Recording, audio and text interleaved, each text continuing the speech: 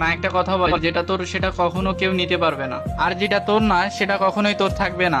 আমাদের সম্পর্কটা ছিল 4 বছরের। আমাদের সম্পর্কটা শুরু হয় অনলাইন থেকেই। আমরা অনেক ছোট থেকেই রিলেশন করি। আমাদের কখনো সামনাসামনি দেখা হয়নি। ওর বাসা ছিল পাবনা, আমার বাসা চাঁদপুর।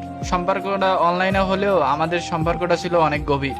আমরা সব সময় ভিডিও কলে কথা বলতাম। এভাবেই চলে যায় আমাদের সময়গুলো। এসএসসি পরীক্ষার পরে আমরা কলেজে ভর্তি হই। তারপর ও আমাকে বিয়ের জন্য চাপ দিতে থাকে। ওর বাসা থেকে নাকি বিয়ের জন্য চাপ দিচ্ছে অনেক, কিন্তু আমি মাত্র কলেজে ভর্তি হয়েছি। কিন্তু এই বয়সে বিয়ের কথা বললে আমার বাড়ি থেকে কখনোই মেনে নেবে না। ওকে বলছি আমাকে 2টা বছর সময় দাও, কিন্তু ও বাসায় ভয়েতে কিছুই বলতেছে না। এর ভিতরে ওর গ্রামের এক বড় ভাইয়ের সাথে কথা বলা শুরু করে, কিন্তু যখন আমি জানতে পারি তখন বলে যে বড় ভাই হিসেবে কথা বলি। এটা নিয়ে আমাদের মাঝে অনেক ঝামেলা হয়। তারপর ও আমাকে বলে, হয়তো তুমি আমাকে বিয়ে করো, না হলে আমাকে ভুলে যাও। আমার বাবা মা এত দূর সম্পর্ক কখনোই মেনে নেবে না। আমি অনেক ভেঙে পড়ি তখন। আমি ওকে ছাড়া এক মুহূর্ত থাকতে পারবো না। সব ভয় দূর করে বাবা